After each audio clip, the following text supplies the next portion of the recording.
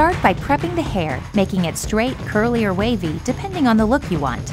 Take about a 1.5-inch section of hair from the top front and separate it into 3 sections as you would a normal braid. Then begin making a French braid down the side of your head. Instead of adding hair to the bottom section, drop the bottom piece and take a new section from directly behind it.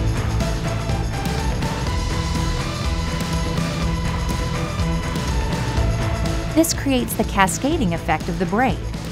You can make this braid go as far back as you want. When you get to the end, secure with hairpins.